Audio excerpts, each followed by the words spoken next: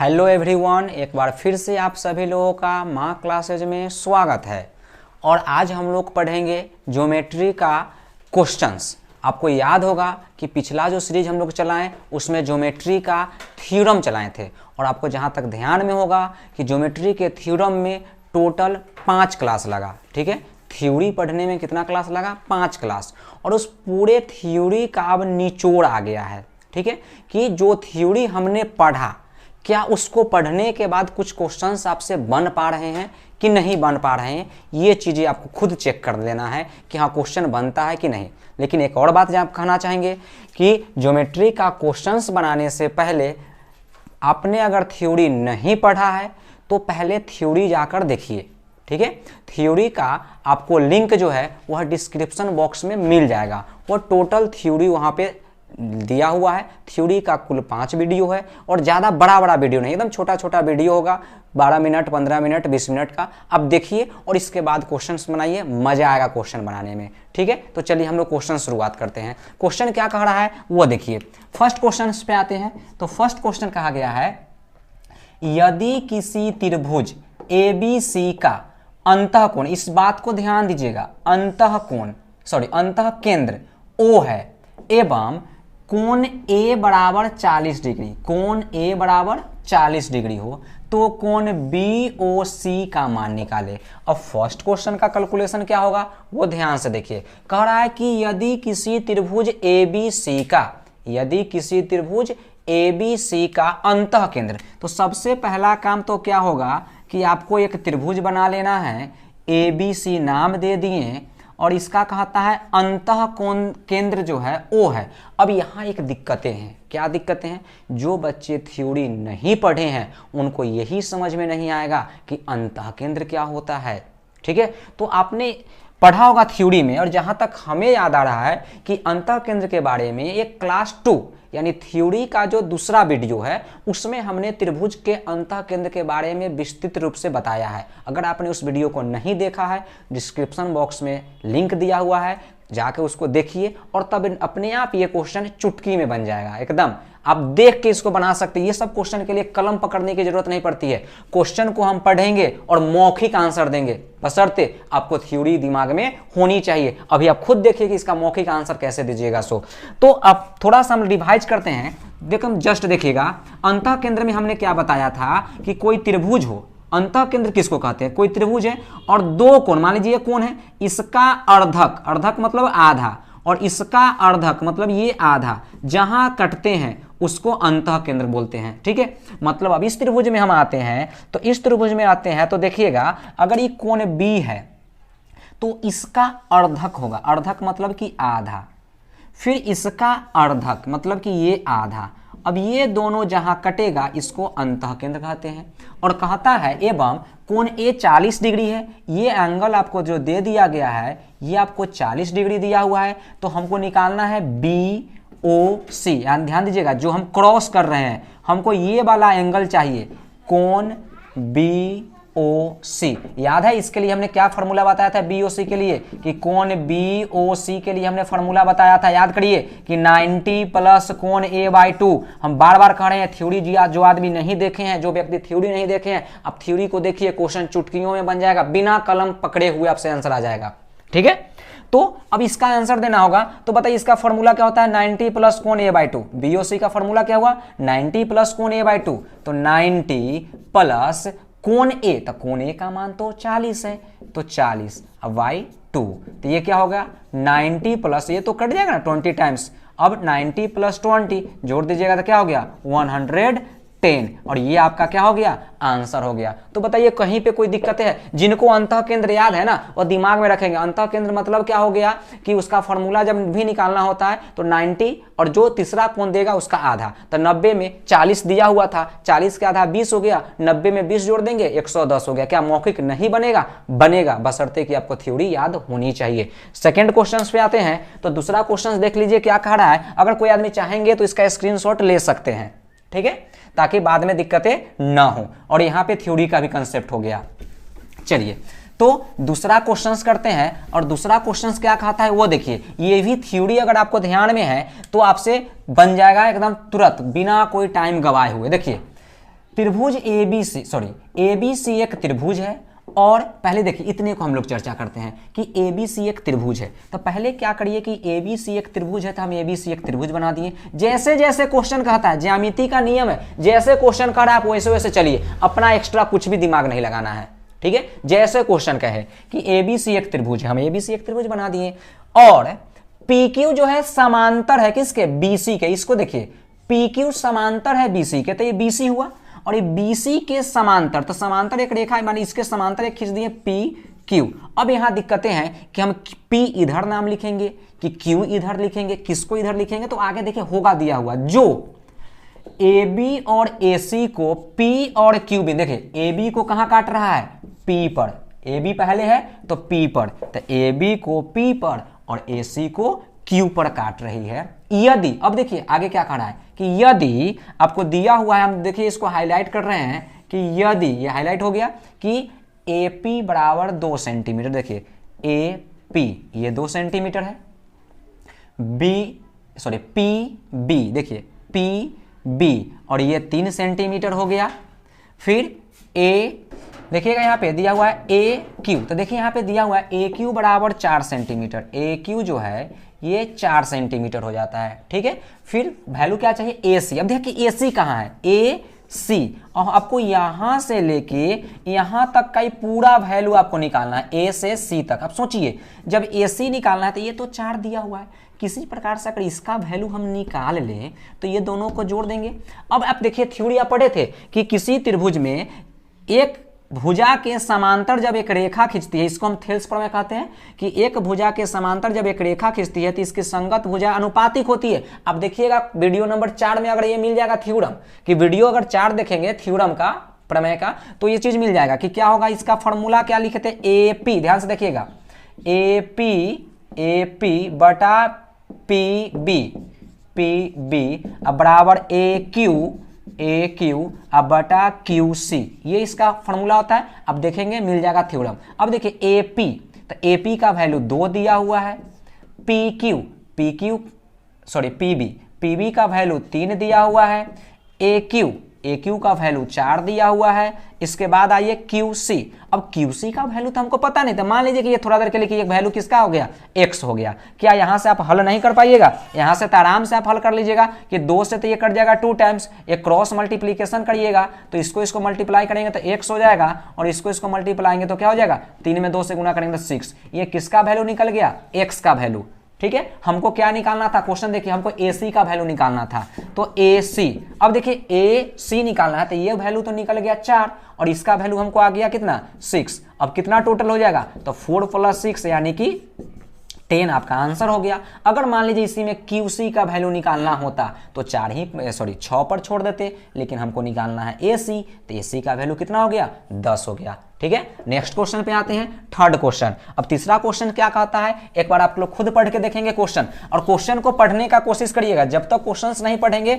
समझ में नहीं आएगा, हम पढ़ेंगे चुपचाप आप बैठ के सुनते रहिएगा तो फिर दिक्कतें हो जाएगा। बच्चा तभी सीख सकता है जब दोनों सक्रिय हो, टीचर और स्टूडेंट दोनों सक्रिय रूप से भागीदारी बनेगा, तभी कुछ आप सीख पाइएगा। हम बोलते जा रहे हैं, आप चुपचाप सुनिएगा और देखिएगा तो फिर समझ में नहीं आएगा। जब क्वेश्चंस आता है तो क्वेश्चन को आप खुद पढ़िए, जब तक क्वेश्चंस नहीं पढ़ेंगे तो अब तो आप निष्क्रिय नहीं बनना है, सक्रिय बन के पढ़िए, तब जाके आपको समझ में आएगी बातें। तो क्वेश्चन देखते हैं, समद्विबाहु समकोण, देखिए बात को समझिए, समद्विबाहु समकोण, समद्विबाहु मतलब क्या होता है कि वैसा त्रिभुज जिसकी 2 भुजा समान हो, और समकोण मतलब वैसा त्रिभुज जिसका एक कोण 90 डिग्री भी हो, मतलब यहाँ 2 भुजा भी समान है और एक कोण 90 डिग्री भी है।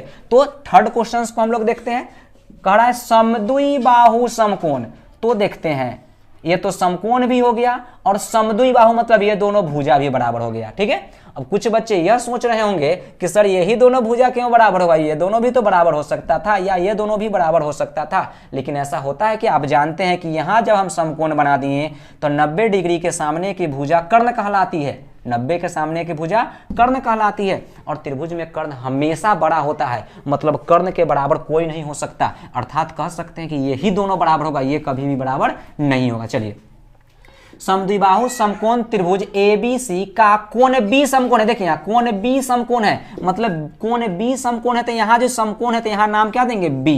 जब यहाँ B दे दिए तो यहाँ A दे देते हैं, यहाँ C दे देते हैं, तो ABC त्रिभुज हो गया। कुछ बच्चे के दिमाग में आएगा नहीं सर B तो समकोण हो गया, A यहाँ क्यों देंगे, हम A यहाँ लिखेंगे। आपकी मर्जी, आप A यहाँ लिख लीजिए, B यहाँ लिख लीजिए, कोई फर्क नहीं पड़ेगा, आंसर तब भी आएगा। चलिए समकोण है यदि a बराबर 4 सेंटीमीटर। अब इस जगह पे अक्सर बच्चा गलती कर जाता है। देखिए a बराबर 4, देखिए यहाँ स्मॉल a लिखा हुआ है, देखिए यहाँ कैपिटल a है, यहाँ स्मॉल a है, तो स्मॉल a क्या बताता है, तो स्मॉल वाला यह बताएगा आपको कि जो कैपिटल a है, बड़ा वाला ABCD का जो अक्षर आता है a, इसके सामने वाले भुजा को स्मॉल a कहते हैं। अगर B यहाँ है तो इसके सामने वाला भुजा कोई छोटका B कहते हैं। स्मॉल ना समझते हैं तो याद रखिए छोटका B या बड़का ABCD या छोटका ABCD पढ़े हैं ना, वो है बड़का और छोटका ABCD है, ठीक है। तो A बड़ा वाला है तो इसके सामने की भुजा छोटा वाला होगा, B यहाँ बड़ा है तो इसके सामने की भुजा B छोटा हो गया। अब देखिए B का मान निकाले, हमको इसका वैल्यू निकालना है और A का वैल्यू तो आपको दे दिया गया है, कितना 4 सेंटीमीटर। ये दिया हुआ है कि A बराबर है 4 सेंटीमीटर के। समकोण त्रिभुज है, आराम से निकाल सकते हैं। एक और बात समझिए, यहाँ पे क्या है समद्विबाहु, तो समद्विबाहु मतलब दो भुजा बराबर, तो जब ये वाला 4 है तो ये वाला भी तो 4 होगा, क्योंकि ये दोनों भुजा क्या होगी, बराबर होगी। अब समकोण त्रिभुज में पाइथागोरस पर में पढ़े थे कि ये कर्ण है, तो कर्ण मतलब क्या, कर्ण स्क्वायर बराबर लंब स्क्वायर प्लस आधार स्क्वायर। कर्ण को B कहा गया है, तो कर्ण स्क्वायर बराबर लंब स्क्वायर, तो लंब 4 है, प्लस आधार, तो आधार कितना है 4 है। यहां से स्क्वायर हटेगा तो रूट अंडर आएगा, तो रूट अंडर हो जाएगा कितना, 4 का स्क्वायर करेंगे तो 16, फिर 4 का स्क्वायर करेंगे तो 16, तो ये हो गया B बराबर कितना, रूट अंडर 32। अब यहां से जब सॉल्व करेंगे तो थोड़ा सा ध्यान दीजिएगा, आप डायरेक्ट भी लिख सकते हैं लेकिन हम एक लाइन बढ़ा दे रहे हैं। अब जो 32 है, क्या 32 को हम 16 गुने 2 लिख सकते हैं, 16 दूना 32 होगा। अब कुछ बच्चे के दिमाग में यहाँ एक और आएगा कि सर 16 गुने 2 क्यों लिखे, हम 8 गुने 4 भी तो लिख सकते थे। लिखिए कोई दिक्कत नहीं, 16 यहाँ पे इसीलिए लिखे क्योंकि हमको यहाँ रूट अंडर है, तो आप जानते हैं कि 16 का वर्गमूल निकल जाएगा 4, ठीक है, तो इसीलिए 16 लिखे। आप कुछ भी लिख सकते हैं, कोई दिक्कत नहीं, आंसर आ जाएगा। तो B बराबर 16। अब 16 का जब वर्गमूल निकालिएगा तो 4 होगा, लेकिन क्या 2 का वर्गमूल निकलेगा, नहीं, तो ये रूट अंडर 2 रह जाएगी और यही आपका क्या हो जाएगा, आंसर हो जाएगा कि ये वाला जो निकलेगा सो कितना निकलेगा, B निकल जाएगा। क्लियर हो रहा है, स्क्रीनशॉट लेकर आप रख सकते हैं और कॉपी में क्वेश्चन आंसर आप लोग साथ साथ नोट करिए। एक प्रकार से ये नोट तैयार हो जाएगा आप लोग का। जब भी क्वेश्चंस एग्जाम आप में जाइएगा तो एक बार कॉपी को देख लीजिए कि कैसे कैसे क्या क्वेश्चंस बनता है। पूरा प्रीवियस ईयर का ही क्वेश्चन है, कहीं अपना मन से हम कोई क्वेश्चन नहीं लिखे हैं, जो एग्जाम में पूछा गया वही प्रीवियस ईयर का ही ये सब क्वेश्चन है, ठीक है। कुछ क्वेश्चंस इसमें रेलवे का भी लिखे हैं, कुछ क्वेश्चंस एसएससी का भी लिखा हुआ है, तो धीरे धीरे सब क्वेश्चंस करेंगे। अभी तो ये जो है जो क्वेश्चंस जो हम लोग कर रहे हैं, ध्यान दीजिएगा, ये जो क्वेश्चंस का जो है ये तो आपका कह सकते हैं कि क्लास जो 1 ही है, क्वेश्चंस का क्या है, क्लास 1 है क्वेश्चन का, ठीक है। तो अब इसमें ध्यान रखिएगा क्लास 1 है, इसमें और भी क्लास आएंगे, उसकी चिंता नहीं करनी है। चलिए नेक्स्ट क्वेश्चंस पर जाते हैं। तो तीसरा क्या कह रहा है, सो देखिएगा कि तीसरा कह रहा है आपको कि दो समरूप त्रिभुज के क्षेत्रफल क्रमशः, क्या कह रहा है, पढ़िए क्वेश्चन को। जब तक क्वेश्चन नहीं पढ़ेंगे समझ में नहीं आएगा। हम बार बार कह रहे हैं कि निष्क्रिय नहीं बनिए, सक्रिय बन के पढ़िए। थोड़ा सा अपने आप में एक ललक लाइए कि हमको सीखना है। अगर दिमाग में पहले से अगर सेट हो गया कि ज्यामिति टफ है, हमको नहीं समझ में आएगा, तो वास्तव में नहीं समझ में आएगा। होम्योपैथी दवा कभी खाते हैं, होम्योपैथी में क्या है, अगर आपको विश्वास है कि हमको इससे ठीक होगा तभी जाके ठीक होगा। अगर पहले से सेट हो गया भाई क्या 2-4 गोली खाने से ठीक होने को है, तो फिर वास्तव में वो ठीक नहीं होगा। तो पहले तो आप मेंटलिटी को सुधारिए। आपको यह लग रहा है कि ज्योमेट्री टफ है, तो पहले उसको आप हटाइए, साइड करिए और सीखिए। सीखने के बाद बनेगा क्वेश्चन, ना क्यों बनेगा, ठीक है। तो चलिए 4 नंबर क्वेश्चन देखते हैं क्या कहता है कि दो समरूप त्रिभुज के क्षेत्रफल क्रमशः। अब देखिए समरूप जैसे ही आता है तो फट से हम 2 त्रिभुज बनाते हैं। हालांकि ये फिगर बनाने की जरूरत नहीं है, आप डायरेक्ट क्वेश्चंस बनाएंगे, ठीक है, लेकिन फिर भी हम समझाने की व्यू से बता दे रहे हैं कि क्या बातें रहती है। सो मान लीजिए ए बी सी एक त्रिभुज है, डी ई एफ एक दूसरा त्रिभुज है, और दोनों त्रिभुज समरूप है, समरूप है, और क्षेत्रफल क्रमशः 256, देखिए इसका एरिया जो दे दिया गया है, इसका क्षेत्रफल जो दे दिया है 256 दे दिया गया है, और इसका जो दे दिया गया है 144 दे दिया गया है। तो कहता है कि इनकी संगत भुजा का अनुपात क्या होगा। अब आपको याद होनी चाहिए कि हम ये चीजें आपको पहले ही बता चुके हैं कि संगत भुजा का जब अनुपात निकालना है तो ये दोनों समरूप है। तो हम क्या बोले थे, थ्योरम याद है ना। अब देखिए थ्योरम अगर याद है तो अच्छी तरीके से बन जाएगा। थ्योरम ये पढ़े होंगे, जहां तक हमको ध्यान में आ रहा है कि थ्योरम नंबर जो पढ़े होंगे क्लास 4 में, अगर क्लास 4 पढ़ेंगे तो उसमें ये थ्योरम आ जाएगा, ठीक है। तो चलिए देखिएगा, इसमें कह रहा है कि त्रिभुज ए बी सी का क्षेत्रफल, ठीक है। अब कहीं देखिए क्षेत्रफल का अनुपात है ना, त्रिभुज ए बी सी का क्षेत्रफल आप बटा में त्रिभुज डी ई एफ का क्षेत्रफल, और दो, ध्यान से समझिएगा, दो समरूप त्रिभुज हो ना तो इसके क्षेत्रफल का जो अनुपात होता है संगत भुजा के वर्गों के अनुपात के। संगत भुजा मतलब ए बी, तो ये होगा ए बी स्क्वायर बाई यह हो जाएगा कौन सी डी ई स्क्वायर, ठीक है। और ये तो दिया हुआ है ना ए बी सी का क्षेत्रफल 256, और इसका भी तो दे दिया है 144, और देखिए दोनों पर स्क्वायर है तो हम इसको लिख सकते हैं A B by D E, और दोनों को एक साथ स्क्वायर कर देंगे।